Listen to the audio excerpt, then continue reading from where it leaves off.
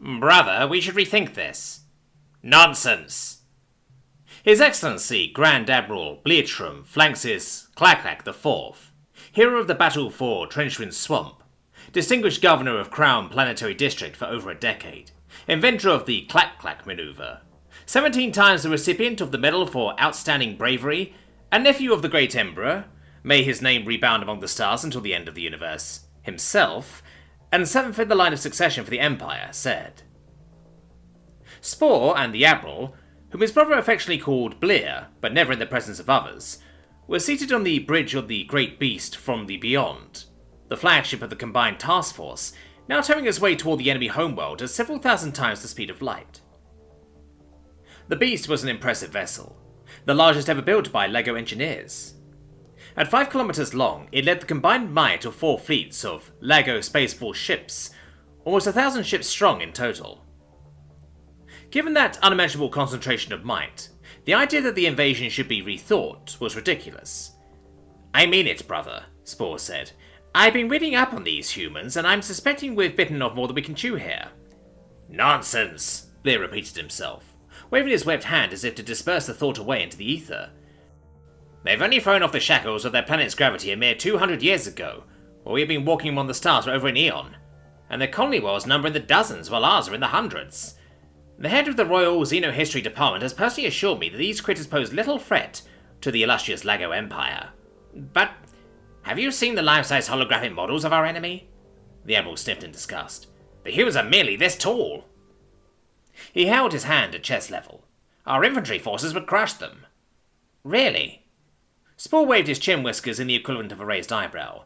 Did you know that they first flown living people to their world's moon in thin cylinders of primitive metal alloy, balanced on a column of chemically induced flame for propulsion, long before they even invented artificial intelligence or fusion reactors? Did you know that the first time they started colonizing their home system in earnest, they used spaceships that moved by exploding nuclear bombs behind them and riding the plasma shockwave? Did you know that they sometimes started deadly wars over board games and the rights to the distribution of beverages? Huh? No, I don't believe the Xenohistorians mentioned any of that. Was there a note of hesitation Spore detected in his brother's voice? These humans are completely insane, brother, truly. A favourite tactic of theirs in multiple wars was to load a soldier up with explosives, to blow up in the enemy's face at the cost of their own lives.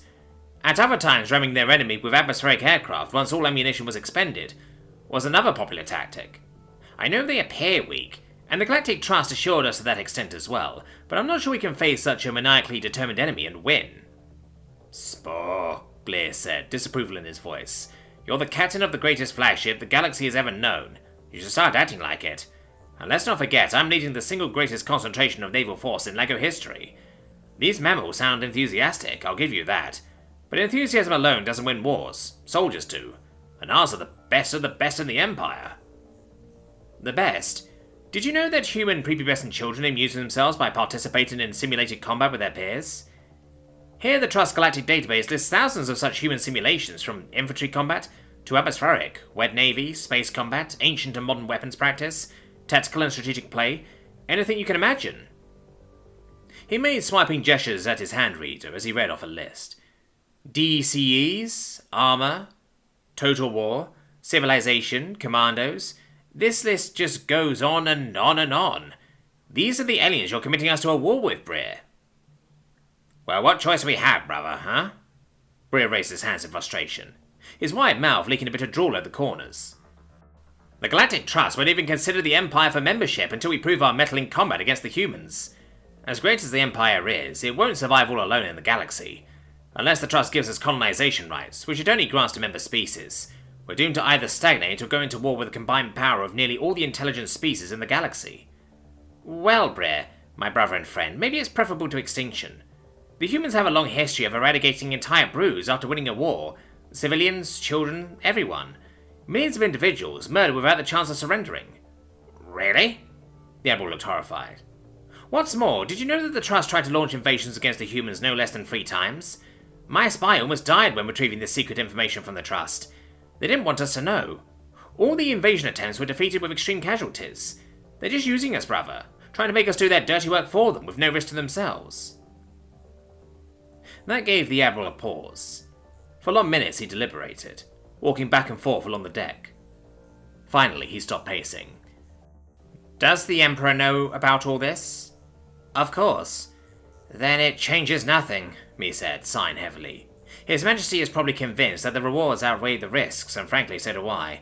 We need entry into the Trust, at any cost. At any cost, brother? Careful. You may come to regret those words. Perhaps. But to be honest, I found your story too outlandish.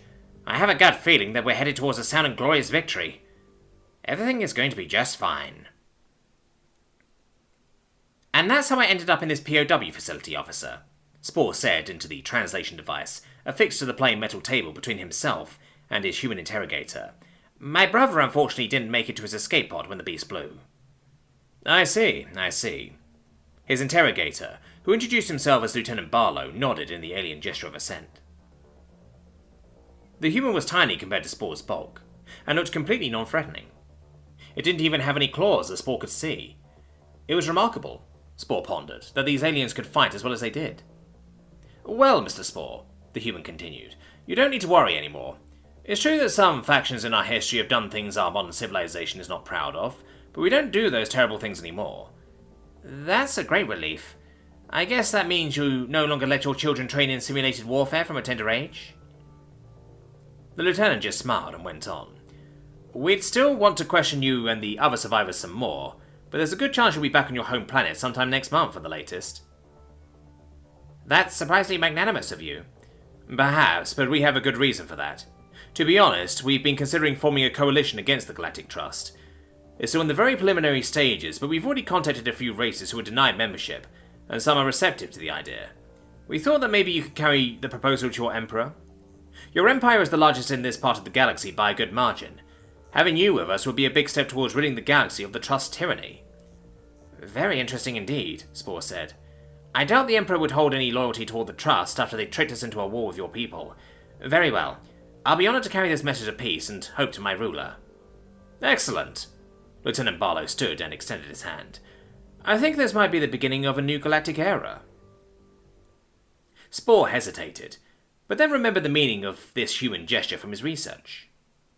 He stood and shook the lieutenant's hand.